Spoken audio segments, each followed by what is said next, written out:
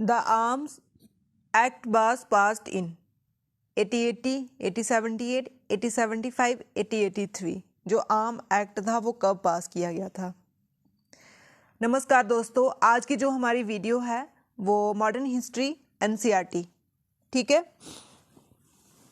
Class 8 की NCERT का chapter जो 8057 रिवॉल्ट है उसके हम इम्पॉर्टेंट एमसीक्यू डिस्कस करेंगे। ठीक है, इसका जो फर्स्ट क्वेश्चन है हमारा, the arms act was passed in. ठीक है, जो आर्म्स एक्ट था वो कब पास किया गया था? अब है 8080, 8078, 8075 या 8080। तो ये किया था 8078 में। ठीक है, जो आर्म एक्ट था वो कब पास किया था? 8078 में। नेक्स्ट क्वेश्चन है, poverty and un British rule in India book was written by. ठीक है, ये क्या है? ये एक बुक है, बुक का नाम है poverty and un British rule in India. अब क्वेश्चन पूछा हुआ है कि ये किसने लिखी है? दादा भाई नौरोजी, महात्मा गांधी, वीसी बनर्जी या आरसी दत्त ने? तो ये आपको पता ही है कि किसने लिखी है। ये लिखी है दादा भाई नौरोजी ने। ठीक है, जो दादा भाई नौरोजी हैं अभी रिसेंट ये न्यूज़ में भी चल रहे हैं। इन्होंने लंदन में जो घर बनाया था उनकी बोल रहे हैं कि नीलामी। ठीक है, तो ये न्यूज़ में भी चल रहे हैं। तो दादा भाई नौरोजी से जो भी क्वेश्चन बनते हैं वो आपको पता होने चाहिए। जैसे grand old man of India किसको बोलते हैं? दादा भाई नौरोजी। जो आईएनसी, ठीक है, इंडिया नेशनल कांग्रेस के दो सेशन में ये प्रेसिडेंट बने थे। अब स्वराज फर्स्ट टाइम किसने यूज़ किया था? कॉइन किसने किया था? दयानंद सरस्वती ने। लेकिन आईएनसी में, इंडिया नेशनल कांग्रेस में किसने यूज़ किया था? दादा भाई नौरोजी ने। ठीक है, दादा भाई नौरोजी ने। और इन्होंने बुक ये क्यों लिखी थी? क्या मतलब था? ये बोल रहे थे कि जो अंग्रेज हैं वो क्या कर रहे हैं? इंडिया को पूरा ही गरीब कर रहे हैं। ठीक है, यहाँ से सारा सामान लेके बाहर चले जाते हैं और पीछे कुछ भी नहीं बचता है। ठीक है, तो ये बुक किसने लिखी है? दादा भाई नौरोजी ने। ऑप्शन ए हमारा करेक्ट है। और जो महात्मा गांधी है, आपको पता है इसको फादर ऑफ इंडिया भी हम बोलते हैं, बापू भी बोलते हैं। ठीक है, तो ऑप्शन ए हमारा करेक्ट हो जाता है। Marathi newspaper that was edited by Tilak was. यहाँ पे ये पूछा हुआ है कि जो मराठी न्यूज़पेपर है जो तिलक ने एडिट की थी, इसमें से कौन सी वो बुक है? उसका नाम क्या है? केसरी, अमृता बाजार पत्रिका, द हिंदू या हिंद केसरी? ठीक है, तो वो कौन सी है? वो है केसरी। दो बुकें लिखी हैं इसने, दो बुकें इसकी बड़ी फेमस है, एक मराठा और एक केसरी। ठीक है, जो केसरी थी वो उन्होंने मराठी, जो उनकी वर्नाक्युलर लैंग्वेज थी, मतलब लोकल लैंग्वेज थी, उसी में लिखी। ठीक है, केसरी किसने लिखी थी? बहुत बार पूछते हैं कि केसरी किसने लिखी है? तिलक ने लिखी है। ठीक है, और मराठी कौन सी लैंग्वेज में लिखी थी? इंग्लिश लैंग्वेज में लिखी थी। जो सबसे बड़ा आजकल फेस्टिवल है जैसे गणेश चतुर्थी, ये भी तिलक ने मनाया था। उसके बाद शिवाजी का जो भी फेस्टिवल है वो भी किसने मनाया था? किसने स्टार्ट किया था? तिलक ने स्टार्ट किया था। होम रूल मूवमेंट किसने किया? वो भी तिलक ने। किसके साथ मिलकर? एनी बेसेंट के साथ मिलकर। ठीक है, इसके क्वेश्चन जेके एसएसबी में पूछे भी गए थे, जेके पीएसआई के एग्जाम में पूछा हुआ था कि केसरी और मराठा किसकी बुक है। नेक्स्ट क्वेश्चन है, फाउंडर ऑफ ए खुदाई खिदमतगर। ठीक है, खुदाई खिदमतगर के फाउंडर कौन है? खुदाई खिदमतगर मतलब कि जो भगवान के बंदे हैं उनकी सेवा करना, सर्वेंट ऑफ ए गॉड। ठीक है, भगवान के नौकर बोलो या फिर भगवान के बंदों की सेवा करना। ठीक है, उनको हम बोलते थे खुदाई खिदमतगर। ये किसने फाउंड किया था? ये किया था खान अब्दुल गफर खान। ठीक है, ये उस टाइम कहाँ से लीड कर रहे थे? ये श्रीनगर से। ठीक है, जम्मू कश्मीर से लीड कर रहे थे, श्रीनगर से। ऐसे ही पूछ सकते हैं कहाँ से लीड कर रहे थे? श्रीनगर से लीड कर रहे थे। इनको हम रेड शर्ट भी बोलते हैं। क्यों? क्योंकि जैसे आजकल आप देखते ही हो कि आरएसएस वाले वो चुन्नी सी लगा के घूमते रहते हैं, तो ये उस टाइम क्या कर रहे थे? रेड शर्ट लगा के। ठीक है, रेड शर्ट लगा के इन्होंने एक मुहिम निकाली, खुदाई खिदमतगर। और इन्हीं को हम क्या बोलते थे? फ्रंटियर ऑफ गांधी बोलते हैं। ठीक है, फ्रंटियर ऑफ गांधी। क्यों बोलते हैं? क्योंकि ये गांधी के रूल पे चलते थे, उनको फॉलो करते थे। यहाँ से क्वेश्चन ऐसे बन सकता है, कहाँ से लीड कर रहे थे ये? श्रीनगर से। क्या फाउंड किया है? खुदाई खिदमत कर। खुदाई खिदमत कर का मतलब क्या है? Servant of God. ठीक है, और साथ में रेड शर्ट किसने लीड की है? वो भी खान अब्दुल गफर खान ने। अभी यहाँ पे नीचे दिया हुआ है कि मोहम्मद अली जिन्ना। ठीक है, मोहम्मद अली जिन्ना ये कौन बंदा था अब जिन्होंने पाकिस्तान को बनाया है? ठीक है, सबसे बड़ा इंपॉर्टेंट रोल किसका है? इसी का है। इनका ही सिर्फ यही गाना था कि हमें अलग, मुस्लिम को अलग कम्युनल राइट दो, मुस्लिम को अलग स्टेट दो। ठीक है, जितना काम इन्होंने किया है पाकिस्तान बनाने के लिए, यही इंपॉर्टेंट लीडर है। उसके बाद CR गोपालाचार्य, जब चोरी चोरा इंसिडेंट खत्म हो जाता है उसके बाद स्वराज पार्टी बनी थी। CR गोपालाचार्य और साथ में मोतीलाल नेहरू ने मिलकर बनाई थी। ठीक है, अब शौकत अली और मोहम्मद अली जो दोनों थे वो नॉन कोऑपरेशन मूवमेंट और साथ में खिलाफत मूवमेंट, ठीक है, खिलाफत मूवमेंट को फाउंड करने वाले ये थे। ठीक है, तो हमारा ऑप्शन जो है वो ए करेक्ट है।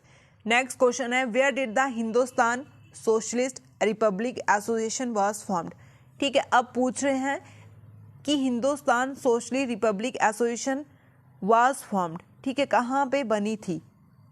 मुंबई, कानपुर, दिल्ली, इलाहाबाद। ये बनी थी दिल्ली में, फिरोजाबाद। ठीक है, एक जगह है वहाँ पे फिरोज शाह। ठीक है, फिरोज शाह जगह है दिल्ली में, वहाँ पे ये फाउंड की थी। किसने की थी? भगत सिंह ने। भगत सिंह भी थे और उनके साथ और भी लीडर थे, मतलब और भी थे लोग, लेकिन मेन लीडर कौन थे? भगत सिंह। ठीक है, तभी हम इसको बोलते हैं किसने फाउंड की थी? Hindustan Socialist Republic association Bhagat Singh ने। कहाँ पे? दिल्ली में। कब की थी? ये डेट भी बहुत इंपॉर्टेंट है, 1928। ठीक है, 1928 में। ऐसे भी पूछ सकते हैं, इसकी फुल फॉर्म बताओ।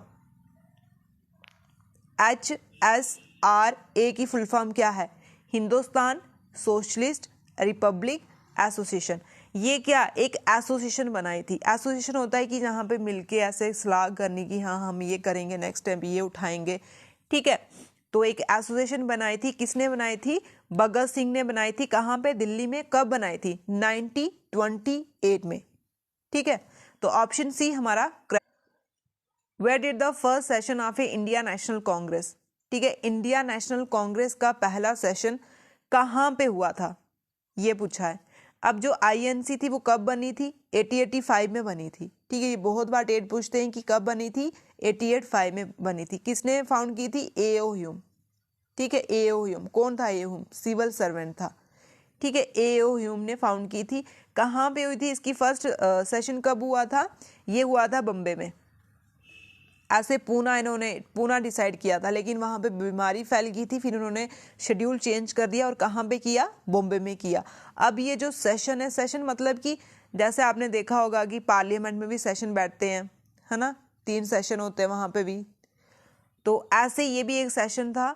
INC जो थी वो एक साल के बाद सेशन करवाती थी, मीटिंग करवाती थी, बैठाती थी कि क्या हमने रूल लगाने, क्या चेंजेस करनी है। तो ये जो फर्स्ट था वो कहाँ पे हुआ? बॉम्बे में हुआ। ठीक है, तो ऑप्शन बी हमारा करेक्ट है। अब नेक्स्ट क्वेश्चन है कि जो वर्नाकुलर प्रेस एक्ट है वो कब पास किया गया?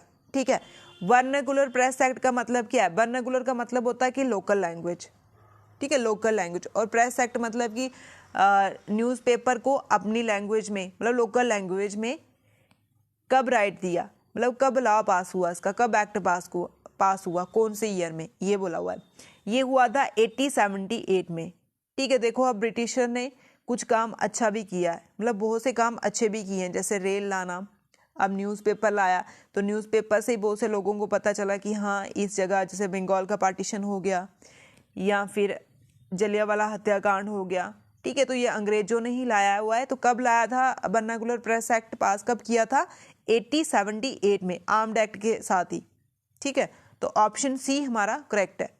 अब क्वेश्चन बोला है कि 905 में जो बंगाल का पार्टीशन हुआ था उस टाइम वायसराय कौन थे? ठीक है, उस टाइम वायसराय कौन थे?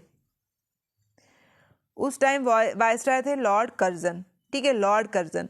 यहाँ पे आता है बंगाल, और ईस्ट साइड अलग कर दिया, वेस्ट साइड अलग कर दिया। ऑफिशियली ऐसे ही पूछ सकते हैं, ऑफिशियली उन्होंने क्या कारण बताया, क्यों डिवाइड किया। उन्होंने बोला बहुत बड़ा प्रोविंस है, ठीक है, बहुत बड़ा एडमिनिस्ट्रेशन है, बहुत बड़ा ये मतलब स्टेट है, इसको एक बंदा या फिर कल्ला बंदा नहीं चला सकता, ठीक है। लेकिन जो रियल कारण क्या था, रियल कारण था हिंदू और मुस्लिम को डिवाइड करना। यहाँ से ही जो रूल आजकल एक पॉलिसी चलती है ना कि डिवाइड एंड रूल करो, तो यहीं से अंग्रेजों से सीखी ये चीज़ें। अब कब हुआ था बंगाल का पार्टीशन? 905 में हुआ था, ठीक है। 1905 में हुआ था। कौन थे वाइसराय? लॉर्ड कर्जन, ठीक है, लॉर्ड कर्जन। ऑप्शन सी हमारा करेक्ट है। फ्रेंड, जो एनसीईआरटी होती है, आप सभी को पता है कि वो हर एक एग्ज़ाम, जैसे अभी रिसेंट एक और नोटिफिकेशन निकल गई है कि अग्निवीर की, है ना, अग्निवीर की नोटिफिकेशन निकल गई है और यूपीएससी का एग्ज़ाम भी है मई में। तो अगर आप एनसीईआरटी लो लेवल के एग्ज़ाम के लिए तैयार करो या हाई लेवल के एग्ज़ाम के लिए तैयार करो, ये सभी के लिए बेनिफिशियल। अब यूपीएससी क्या डिमांड करती है? बेसिक चीज़ डिमांड करती है, बेस, लेकिन बेस के साथ करंट अफेयर। अब ये थोड़ी ना है कि हम अग्निवीर का एग्ज़ाम देने जा रहे हैं और यूपीएससी दोनों का एग्ज़ाम देने जा रहे हैं और मैं बोल दूं कि हाँ भी ये एनसीईआरटी पढ़ के चले जाओ। लेवल भी डिफरेंट है, लेकिन आपको हर एक एग्ज़ाम के लिए बेस क्लियर होना चाहिए। आप एनसीईआरटी पढ़ोगे अच्छे से तो आपका बेस क्लियर हो जाएगा, करंट अफेयर के साथ अच्छे से रिलेट करोगे तो हाई लेवल का एग्ज़ाम भी क्वालिफाई हो जाएगा। और जो बच्चे जैसे अग्निवीर का हो गया या एसएससी के एग्ज़ाम हो गए, उनके लिए तो ये बहुत अच्छा पॉइंट टू पॉइंट क्वेश्चन पूछते हैं, स्टैटिक क्वेश्चन पूछते हैं और आते हैं। और करंट अफेयर तो हर एक एग्ज़ाम के लिए इंपॉर्टेंट है, ठीक है, तभी एनसीईआरटी हर एग्ज़ाम के लिए बेनिफिशियल है।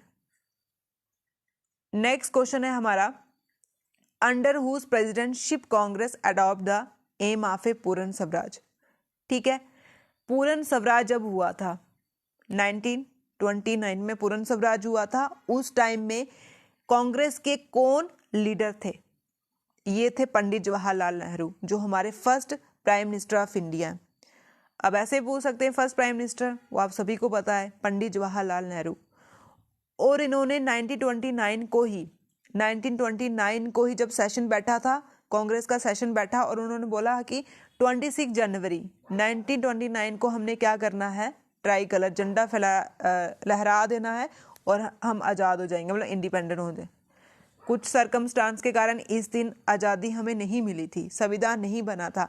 तभी आज जब हम 26 जनवरी 1915 को कॉन्स्टिट्यूशन डे बनाते हैं, तो इसी को मोटिव लेके, ठीक है, इसी दिन को हम हिस्टोरिकली इम्पोर्टेंस है ये, ठीक है। ऐसे भी पूछ सकते हैं कि 26 1950 जो हम डे बनाते हैं वो क्यों बनाते हैं, ठीक है। तो इसके जो प्रेसिडेंट थे पंडित जवाहरलाल नेहरू, हमारे फर्स्ट प्राइम मिनिस्टर।